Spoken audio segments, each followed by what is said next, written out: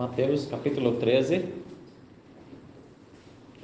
Nós vamos ler os primeiros 23 versículos sobre a parábola do semeador. Eu gostaria de estar estudando com os irmãos essas 7 parábolas, na permissão do Senhor, para frente. Uma parábola a cada estudo e na permissão do Senhor. Mas hoje nós vamos ficar apenas com a primeira parábola, chamada parábola do semeador. Então nós vamos ler os primeiros 23 versículos. Mateus 13, verso 1. Naquele mesmo dia, saindo Jesus de casa, assentou-se à beira-mar, e grandes multidões se reuniram perto dele, de modo que entrou num barco e se assentou. E toda a multidão estava em pé na praia.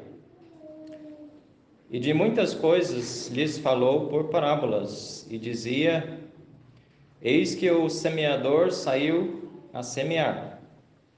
E ao semear, uma parte caiu à beira do caminho, e vindo as aves a comeram.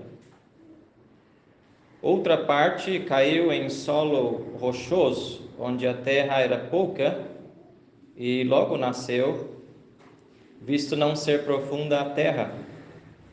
Saindo, porém, o sol a queimou, e porque não tinha raiz, secou-se. Outra caiu entre os espinhos, e os espinhos cresceram e a sufocaram. Outra, enfim, caiu em boa terra e deu fruto a 100, a 60 e a 30 por 1. Quem tem ouvidos para ouvir, ouça. Então se aproximaram os discípulos e lhe perguntaram: Por que lhes falas por parábolas?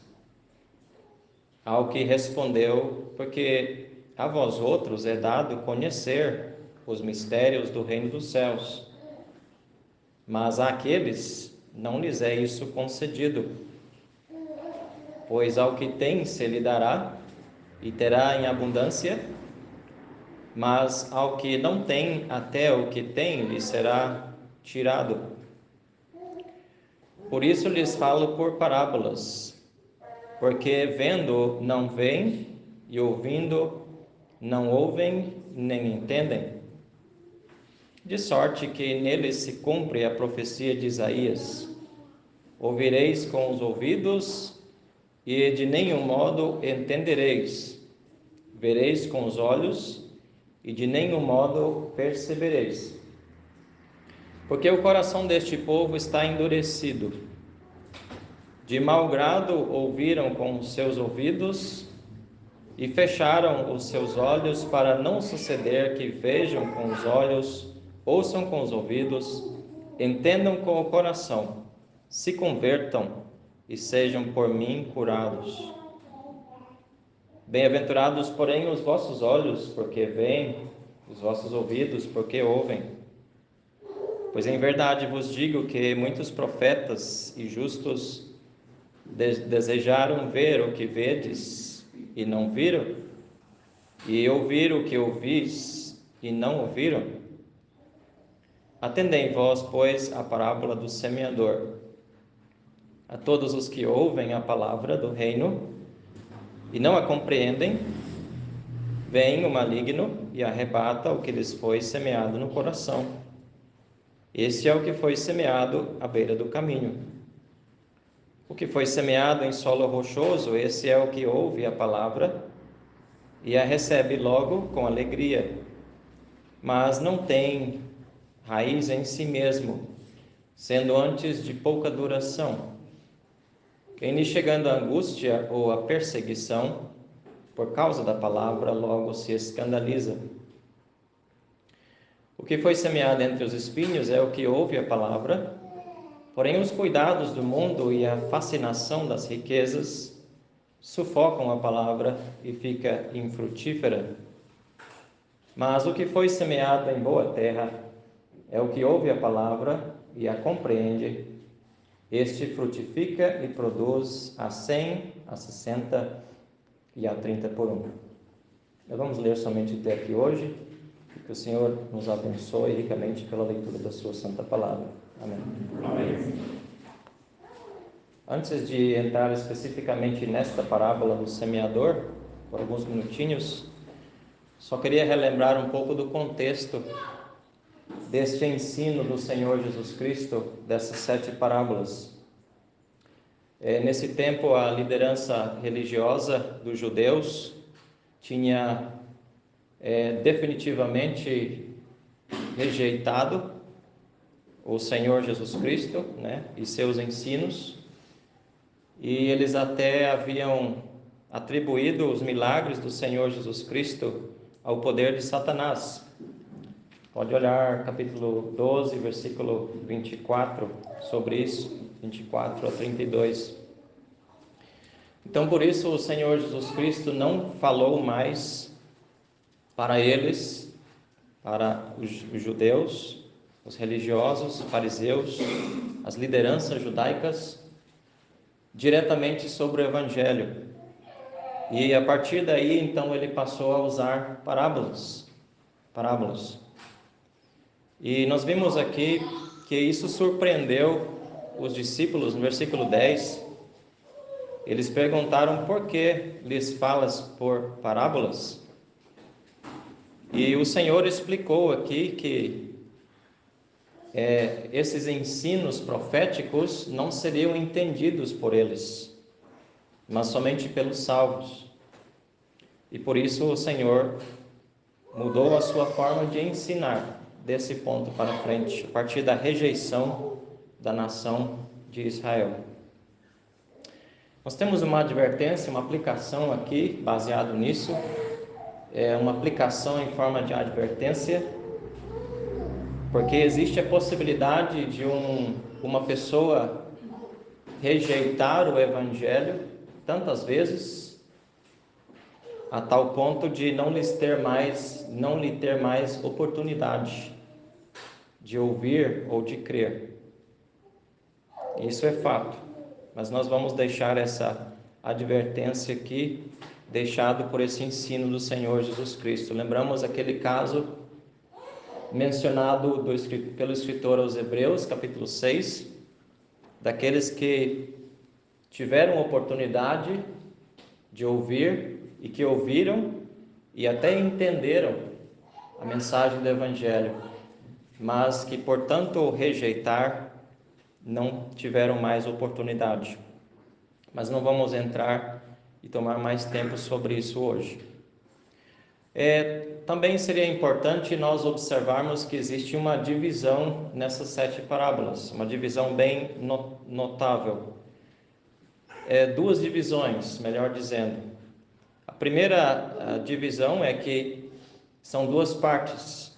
As primeiras 4 parábolas que o Senhor falou aqui, das 7, foram dirigidos aos discípulos e às multidões, até o versículo 36. Então, nesse ponto aqui, o Senhor foi para a casa, e lá ele ensinou as últimas 3 parábolas somente para os seus discípulos. Então, as primeiras 4 das 7 foram para os discípulos e para as multidões à beira-mar. E as outras 3, as últimas 3, foram em casa somente para os discípulos. E também no fim, nos versículos 51 e 52, o Senhor então mostrou para os seus discípulos a grande importância de compreender corretamente essas parábolas. Então essa seria a divisão dessas parábolas, a divisão mais panorâmica delas, Agora, pensando no assunto das 7, que é o mesmo assunto, são 7 parábolas, mas que trazem o mesmo assunto.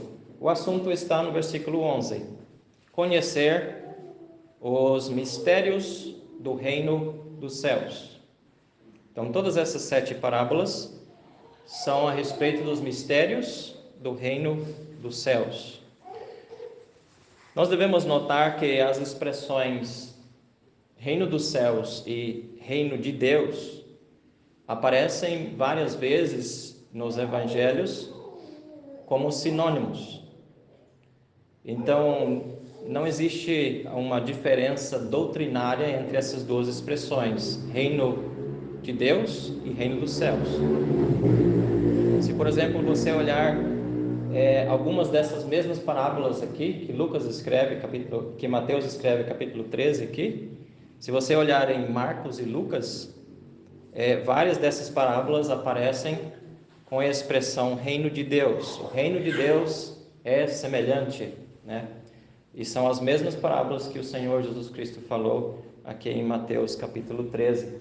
Então nós podemos concluir facilmente que são sinônimos, são palavras sinônimas, o reino dos céus e o reino de Deus. E esse mistério do reino dos céus, ele representa ou ele envolve, né, todas aquelas pessoas que confessam Deus como rei, como seu rei. E nós vamos ver na descrição dessas parábolas como que envolve verdadeiros salvos e também envolve pessoas que são meramente professos, ou pessoas que reconhecem Deus como Criador, como Rei, mas que não se arrependeram dos seus pecados e não reconheceram a obra de Cristo como o único caminho de salvação. Uma outra coisa importante de observar, antes de entrar mais a fundo nessas parábolas, pensando um pouquinho no aspecto geral do reino dos céus. Porque essas parábolas aqui, elas envolvem um certo tempo do reino dos céus, mas não abrange todo o tempo do reino dos céus. Essas 7 são limitadas a um período, nós vamos explicar. O reino dos céus, ele foi inicialmente anunciado pelos profetas do Antigo Testamento e também por João Batista, né? Então ele foi anunciado por eles. Ele foi começado pelo Senhor Jesus Cristo no seu ministério público. Ele iniciou esse reino aqui na terra com o seu ministério público. Pode olhar capítulo 12, versículo 28, conferir isso. Então, desde a sua morte até a sua volta, da sua morte e sua volta para o céu até a sua segunda vinda, então nós temos o reino dos céus na sua forma invisível e misteriosa. Desde que ele morreu, que ele saiu da terra, foi elevado às alturas na sua ascensão, até a sua volta, a segunda vinda para a terra outra vez, o reino dos céus está na sua forma misteriosa e invisível. Quando Cristo voltar aqui na sua segunda vinda para reinar presencialmente aqui na terra, então vai ser um aspecto visível do seu reino, ele reinando em pessoa aqui. 1000 anos é o que nós chamamos o milênio, né? Embora que não é um termo que está nas Escrituras, mas a expressão 1000 anos está, Apocalipse capítulo 20, e nesse tempo vai ser 1000 anos do reinado de Cristo aqui na terra. Então o reino dos céus de uma forma visível. E depois ainda, no estado eterno, continuará o reino eterno, Então esse é um aspecto mais amplo, mais geral do reino dos céus. Essas 7 parábolas aqui descrevem o desenvolvimento do reino dos céus desde o começo, com o ministério público do Senhor Jesus Cristo aqui, até o tempo da sua vinda, sua segunda vinda outra vez. Só esse espaço de tempo. Não inclui o período do milênio e o período eterno. Então inclui desde o ministério de Cristo até a sua segunda vinda na consumação do século, quando ele vem para reinar. Então, assim por dizer, o reino dos céus ele começou um pouco antes do início da igreja, em Atos capítulo 2. Começou lá no ministério público de Cristo. E ele vai se estender também um pouco depois do arrebatamento da igreja. Porque mesmo depois do arrebatamento da igreja, o reino dos céus ainda vai continuar aqui durante o período da tribulação. E como vimos, vai ainda continuar durante o milênio. Então a igreja hoje é uma etapa, está inserida numa etapa, num período do reino dos céus. Esse reino também é muito importante observar, nós vamos ver ao longo das parábolas que ele inclui não somente os verdadeiros crentes, os verdadeiros salvos, mas todos aqueles que professam crer em Deus, mas que não conhecem a Cristo como verdadeiro Senhor e Salvador. Talvez nós poderíamos colocar em nossas palavras, a palavra que nós conhecemos hoje, poderíamos chamar o cristianismo. O cristianismo é o que nós conhecemos por cristianismo, a expressão bíblica, para reino dos céus, ou reino de Deus.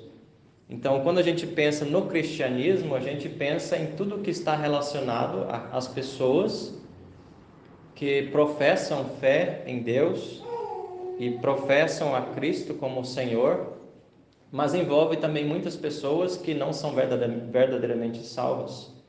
Envolve pessoas, por exemplo, que estão buscando salvação pelas suas obras, como nas religiões e muitas denominações. Então nós temos aqui um conjunto dessas pessoas envolvidas aqui, fazendo parte nesse reino dos céus. O assunto das primeiras 4 parábolas, que foi aquelas que o Senhor dirigiu aos discípulos e às multidões, é uma sequência profética, ela tem uma evolução profética acompanhando cronologicamente o tempo do reino dos céus aqui na terra. Então está revelando aqui no início, nessa primeira parábola que nós lemos, a parábola do semeador, encaixa perfeitamente no início do ministério do Senhor Jesus Cristo, quando ele estava aqui na terra. E à medida que nós vamos vendo essas parábolas, elas vão se estendendo mais ao longo do tempo, acompanhando o decorrer do tempo, chegando até os dias de hoje, passando pelo período dos apóstolos e tudo mais, e chegando até os dias de hoje.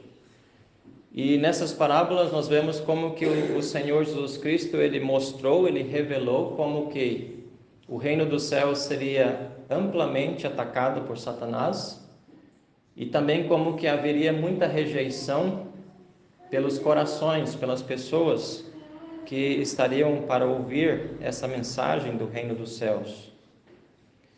E as últimas 3 parábolas, elas revelam os resultados, digamos assim, os resultados, os frutos gloriosos, daquelas primeiras 4 parábolas, que o Senhor ensinou. E mostra como que, apesar de tanta oposição satânica contra o reino dos céus e com tanta rejeição dos corações, mesmo assim, o Evangelho iria produzir e vai produzir frutos na salvação de muitas almas, de povos, os 3 povos que são mencionados, tanto de Israel, como da igreja, e como também dos salvos do período da grande tribulação. Então, basicamente, é isso que está contido nessas 7 parábolas, o assunto dessas 7 parábolas. Então, vamos pensar um pouquinho mais de perto nesta parábola, vamos pensar na interpretação dessa parábola. Esta parábola aqui e a segunda são as mais fáceis de se interpretar, porque o próprio Senhor Jesus Cristo já nos deixou, a interpretação dessas parábolas. Então essas 2 primeiras, elas servem como chaves para abrir nosso entendimento, para nós entendermos as demais, as outras 5, que ele não deixou a interpretação, mas somente a parábola em si. E nós devemos sempre ter muito cuidado com interpretação de coisas que não foram reveladas. Devemos usar sempre conexão com outras passagens das Escrituras para ter uma interpretação correta e nunca usarmos interpretações que vêm da nossa própria imaginação, mas sempre usar aquilo que nos foi revelado. E aquilo que não nos é revelado, nós temos que nos contentar em ficar sem entender. Mas primeiro, antes de olharmos esses 4 tipos de terra que o Senhor mencionou aqui, eu queria só olhar o versículo 51 e 52, que é os últimos do capítulo, e ver como que o Senhor fala sobre a importância de entendermos corretamente o sentido, não somente dessas parábolas, mas de toda a palavra de Deus. Ele disse assim no versículo 51, em casa com os discípulos: entendestes todas essas coisas? Responderam-lhe sim. Eu creio que eles não entenderam muita coisa, mas eles falaram sim. Então lhes disse: por isso todo escriba versado no reino dos céus é semelhante a um pai de família que tira do seu depósito coisas velhas, coisas novas e coisas velhas. Então o Senhor estava mostrando aqui a importância da correta compreensão dessas parábolas. E a correta compreensão dessas parábolas vai nos ajudar a entender o que está acontecendo em nosso redor no mundo hoje.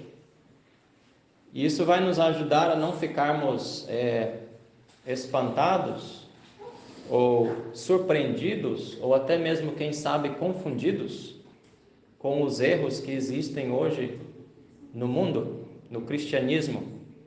Isso vai nos ajudar muito a ficarmos apercebidos daquilo que o Senhor já havia falado lá atrás, enquanto estava aqui, avisando por meio de parábolas de como seria, avisando da astúcia de Satanás, as imitações que Satanás faria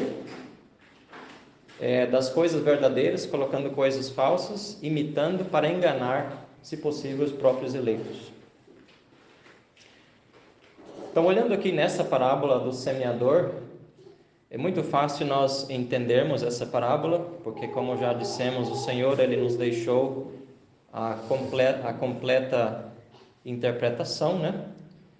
Então, ele mesmo diz, né, o semeador aqui inicialmente se refere ao próprio Senhor Jesus Cristo, né? Ele é o semeador. E aqueles que viriam depois dele, os discípulos, os apóstolos e todos aqueles que são também pregadores da palavra hoje, também se encaixam como semeadores da palavra. Mas inicialmente é o próprio Senhor aqui que é referido como o semeador. Então, essa semente, ela é então lançada sobre a terra, e nós vemos aqui nessa parábola como que a semente representa a palavra de Deus, é a semente incorruptível da palavra de Deus, né? Que representa o Evangelho, que é o poder de Deus para a salvação de todo aquele que crê. E essa mensagem é essa semente que está caindo na terra. Porém, quando ela cai na terra, ela encontra 4 tipos de terra diferentes. 4 tipos diferentes. E esses 4 tipos de terra representam 4 tipos de corações, 4 tipos de pessoas que ouvem essa mesma mensagem. É importante observar que a semente é a mesma. E que quando nós vemos as falhas aqui, o problema não está na semente, mas o problema está na terra, ou nas terras, porque são 4. A primeira, versículo 4, e também na interpretação do versículo 19, é a semente que cai à beira do caminho. A semente que cai à beira do caminho. E essa semente aqui, ela descreve bem aquele coração endurecido dos judeus logo no início, naquele tempo. Principalmente aqueles fariseus religiosos que ouviram a pregação diretamente da parte do Senhor, mas o rejeitaram. E mais tarde o crucificaram. Mateus 13, versículo 15. O coração deste povo está endurecido.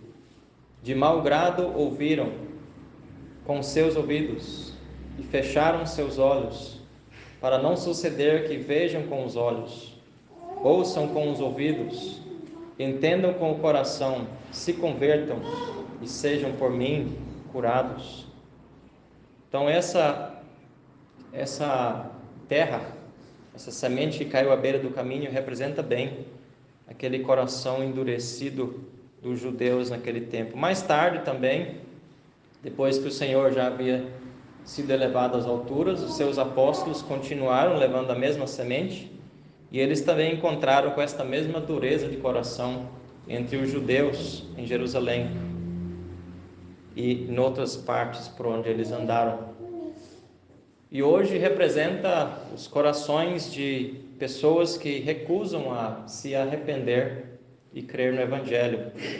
Pessoas que preferem confiar mais na sua própria religião ou nas suas boas obras, na lei e assim por diante. Então tem muitas pessoas assim hoje no mundo.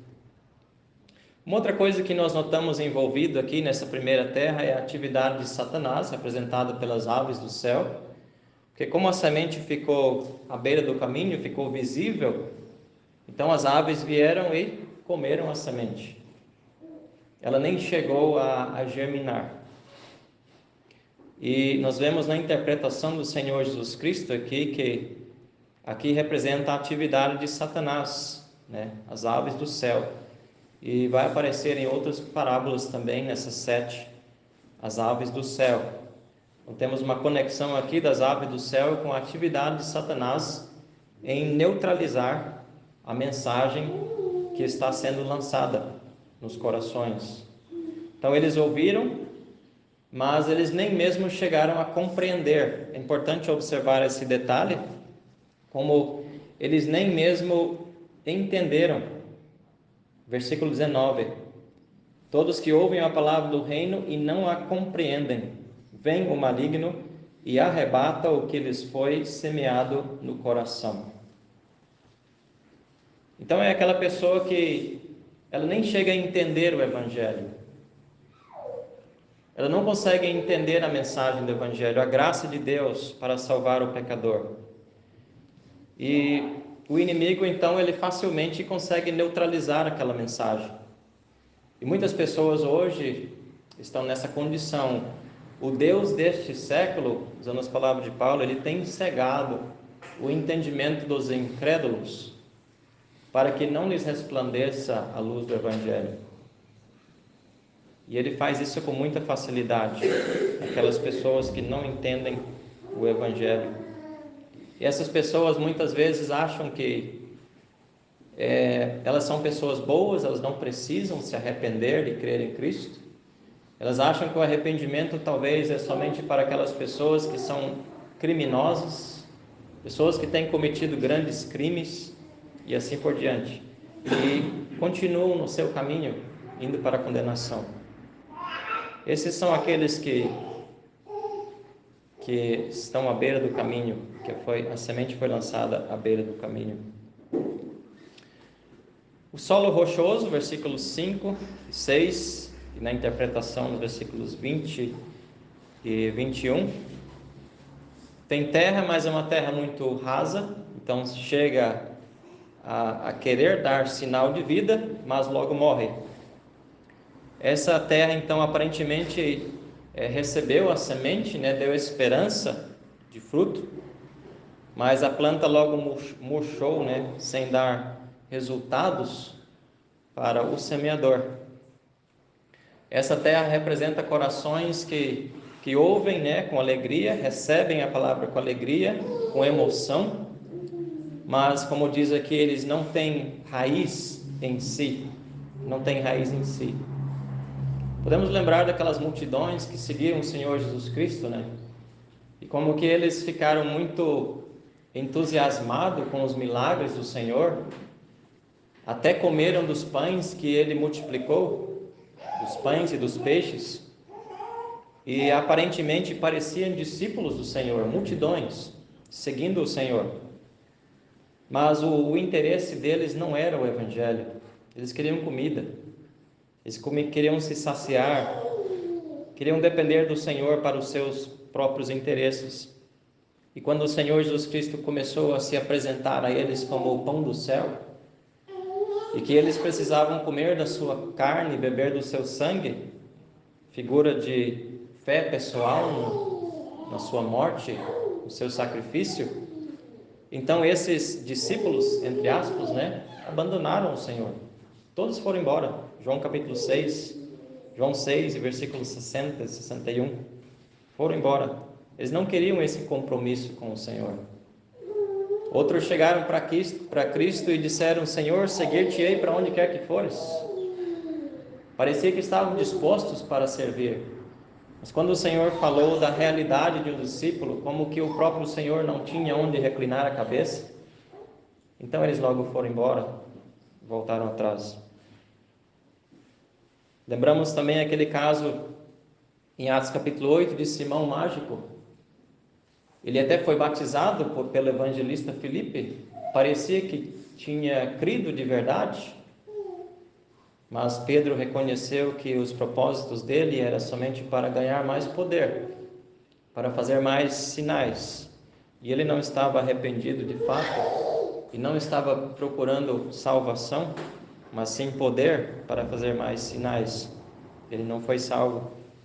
Muitos hoje, da mesma forma, gostam de ouvir a mensagem do Evangelho, gostam de se alegrar, gostam de sentir a emoção do Evangelho quando estão ouvindo, e muitos até fazem uma decisão, entre aspas, né?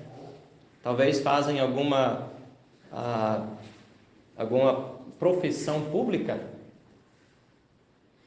e dizem: agora eu sou crente em Cristo, mas é algo que vem da boca para fora, e logo quando vêm as dificuldades, as perseguições, então eles se afastam. E muitos até dizem assim: eu era crente, agora não sou mais, como se existisse essa possibilidade de ser crente e depois não ser mais. Então nós vemos que eles não passaram pela verdadeira experiência da regeneração. Eles não creram em Cristo como seu Salvador pessoal, arrependido dos seus pecados. Não houve aquela tristeza, aquelas mudanças na sua vida. Não houve o verdadeiro arrependimento. Esse é o solo rochoso. O terceiro solo, a terceira terra, é a que caiu entre os espinhos, versículo 7, e também versículo 22 na explicação. Esses caíram entre espinhos, mas ao brotar, né, eles foram sufocados pelos espinhos. Representa aqueles ouvintes que chegam muito perto da salvação, muito perto, bem perto, são os que chegam mais perto da salvação de todos, os três primeiros. Mas eles deixam que os cuidados do mundo, a fascinação das riquezas, né, tomem o primeiro lugar no seu coração e acabam se afastando. Nós lembramos aqui o exemplo do jovem rico, em Mateus capítulo 19, como que ele mostrou muito respeito e muito interesse pela vida eterna, muita sinceridade em querer ser salvo, mas ele não sentiu o seu pecado, ele não queria reconhecer que ele era pecador. E quando o Senhor falou, mostrou bem no seu coração que ele realmente não guardava a lei como ele pensava que guardava, que ele realmente não amava o próximo como ele pensava que ele amava, por não querer contribuir com aqueles mais pobres do que ele, então ele foi embora, perdeu todo o interesse.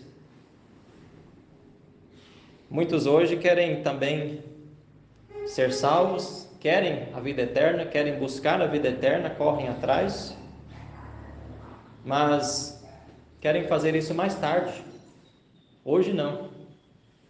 Pode ser que quando eu for mais velho, quando tiver mais idade, quando eu já tiver deixado de lado as preocupações que hoje eu tenho na minha família, na minha vida, então eu vou buscar essas coisas. E muitas vezes quem sabe, esse dia nunca chega. É como o caso de Esaú, né? Hebreus capítulo 12, que mesmo com lágrimas ele procurou a salvação, mas já era tarde demais. Ele não conseguiu encontrar mais. Então esse é como a semente que é lançada entre os espinhos. É interessante observar que existe uma progressão aqui, uma progressão nos 4 solos, antes de entrar no último. O primeiro não germinou, a semente não chegou a germinar. O segundo solo, ele começou a querer germinar, mas não tinha raiz e logo morreu. O terceiro, ele germinou, tinha uma raiz pequena, mas como não tinha luz e espaço, logo foi sufocado. Mas a quarta, a outra, enfim, versículo 8, caiu em boa terra e deu fruto a 100, a 60 e a 30 por um. Essa germinou, tinha raiz, tinha luz, tinha espaço, cresceu e produziu fruto. Essa terra representa o coração daqueles que verdadeiramente são salvos. Recebem a semente, recebem a palavra com arrependimento e com fé, e eles permanecem em produzir fruto para Deus, para o semeador. O Senhor Jesus Cristo encontrou vários solos como esse, quando ele andou aqui. Como, por exemplo, os seus discípulos. Seus discípulos receberam a palavra. As mulheres que creram nele e que o serviram, os discípulos. Nicodemos, né, também foi um homem que tinha terra boa, recebeu a palavra. Lembramos também a mulher samaritana, João capítulo 4. Lembramos também de Zaqueu, Lucas 19. Dentre outros, ladrão na cruz, terra boa, onde a semente caiu, germinou e produziu fruto.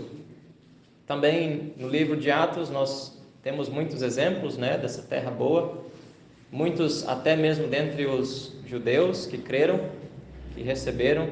Então sempre havia essa terra boa, como tem hoje também, ainda existe.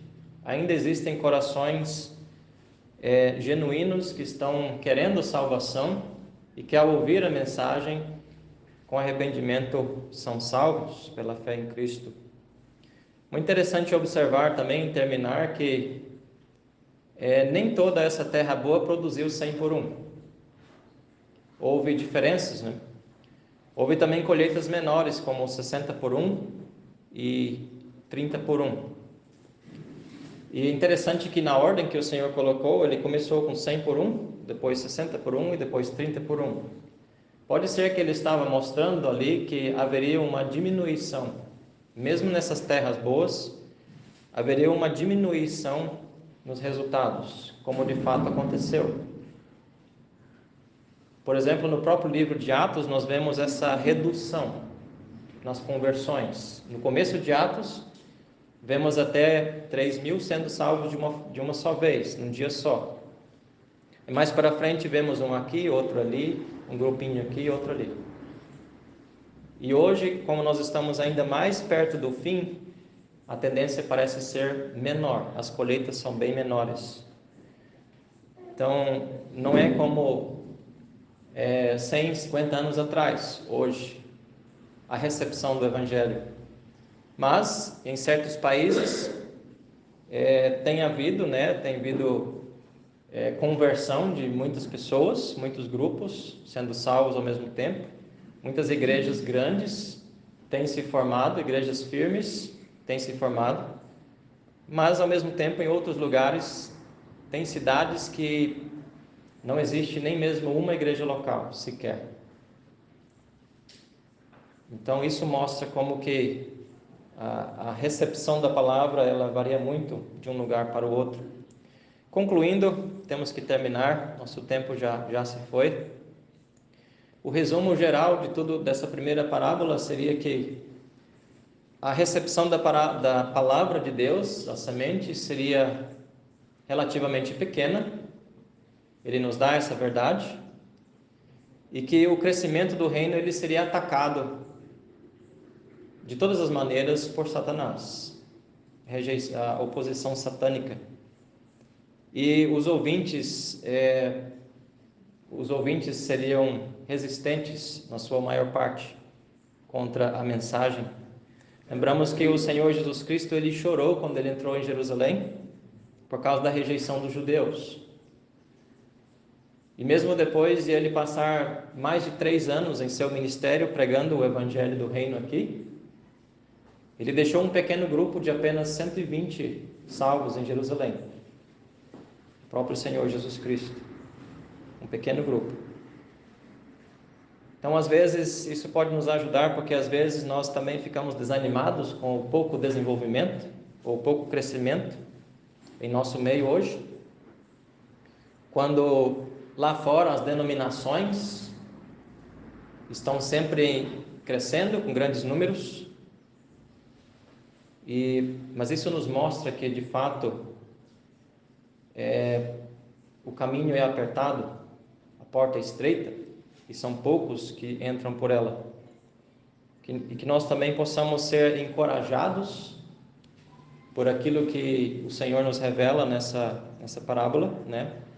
A não ficarmos desanimados com o pouco fruto, porque o Senhor nos avisou que assim seria. Então nós temos que entender que se Ele avisou que seria assim, nós devemos estar contentes e continuar semeando a boa semente, mesmo em face de tanta oposição, de tanta rejeição, de tanta infiltração causada pelo inimigo no meio do seu povo. Que o Senhor possa nos abençoar por meio da sua própria palavra.